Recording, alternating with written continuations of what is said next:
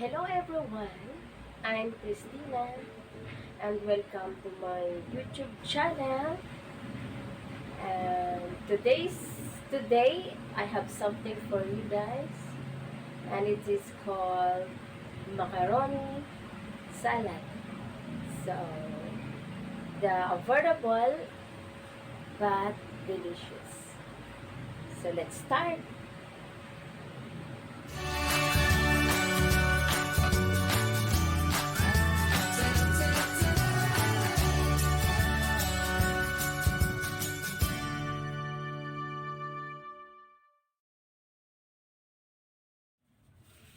Ayan.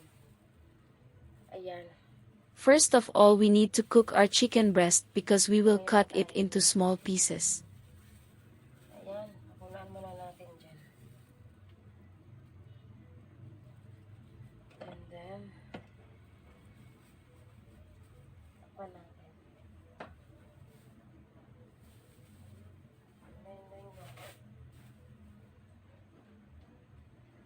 Yan, takpan natin.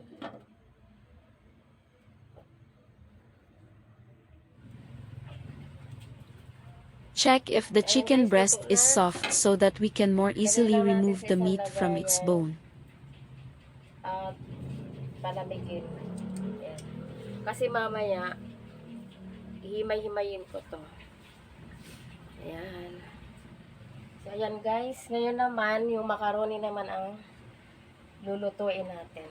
Now we will cook the elbow So, maglalagay macaroni, lang so may we tubig need na ako 3 dito, liters 3 of water liters in ng our tubig pan. ko. Lalagyan lang natin siya ng 1/2 teaspoon salt. Just put 1.5 tablespoon of salt. Tapos, 1 cup, 1 cup. And a 1 little drop of tablespoon na vegetable oil so that our oil. pasta does not stick. Ayan, buksan lang natin. Santayin lang natin kumulo yung tubig. Tapos, ilagay natin yung pasta. Ayan, antayin lang kumulo. Let's just wait Tapos for it to ilagay yung boil, pasta. and while we wait, let's prepare the Yan, puno na guys ingredients. ang ating tubig. Oops. So, ilagay na My natin super itong stove ating boils really fast. macaroni elbow. Now we can Ganda. put the elbow macaroni and wait for it to cook. Wow.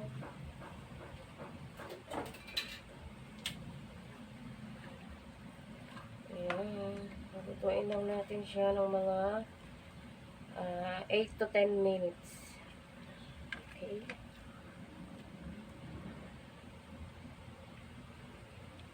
Just cook it for about 8 to 10 minutes. Tapos, di-drain natin. And then drain it. Be sure no more water Yan, on okay our na pasta. ating pasta, guys. Ito yung nahanap natin na texture. So, i-drain lang natin. Ayan, guys. Ayan.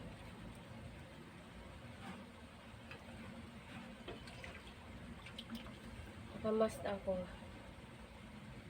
Kasi sinusumpong ako ng allergic. Ayan guys, tingnan nyo. Sakto lang yung pagkaluto sa kanya ng 8 minutes.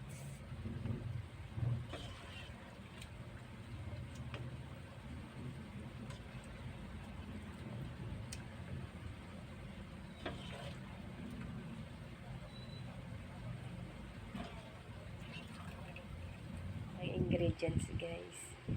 Ayan. Kain na natin yung garlic.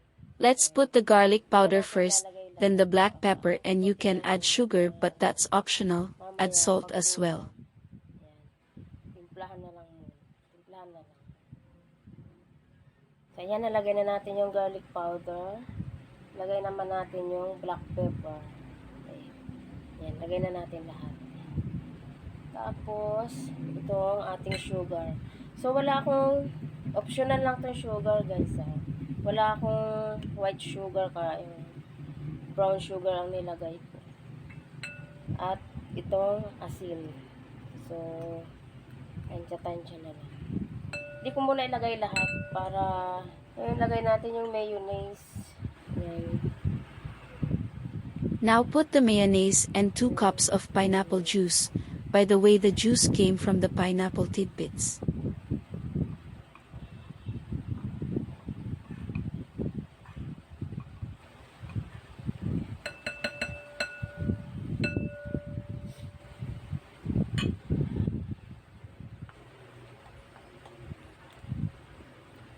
Tapos lagyan natin ng konting or 2 tablespoon ng juice ng pineapple.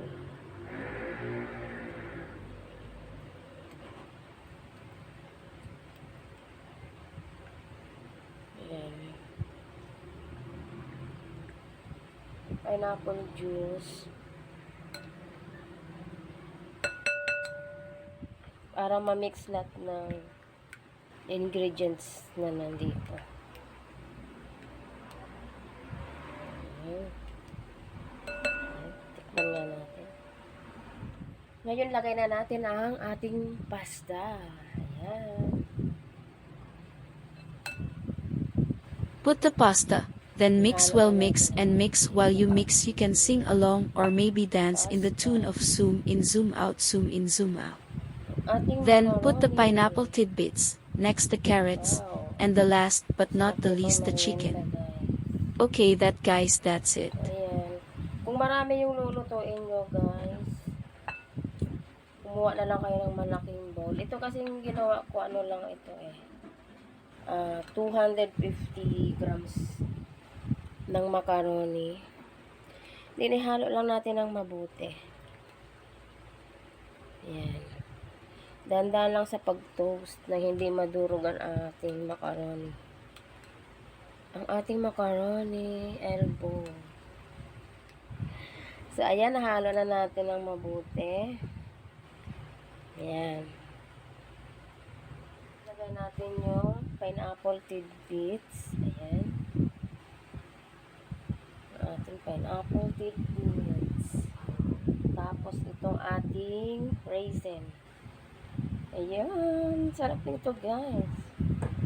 Tapos, ang ating carrot. Ayan.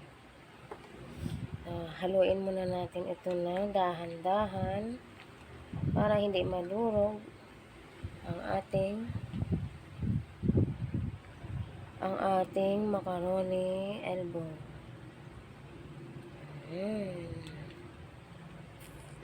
Yan niya. Na-excite na ako, guys. Excited na akong kumain. Ganyan lang yung slice ko ng carrots. Ganyan, maliliit na square. Para meron akong gusto ko kasi merong nakakagat dyan. Malutong kasi yan siya Lagay naman natin yung hiniwa na chicken. Ito yung hiniwa-hiwa ko habang nagluluto ng macaroni. Habang niluluto ko yung macaroni elbow. Tapos ilagay na rin natin yung cheese. Hatiin muna natin.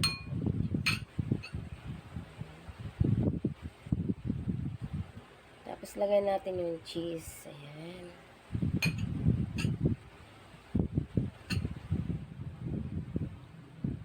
Ayan, guys. Medyo nag-struggle lang ako dito sa ko. So, ayan na. Halo na natin ng mabuti. Tapos, i-chill lang natin ito.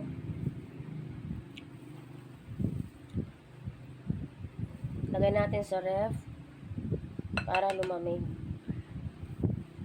Ayan. I-chill lang natin hanggang sa lumamig. Siguro mga 2 hours. Ayan.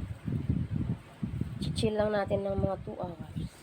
So, ayan. Gawa na ang ating chicken macaroni salad. Yay!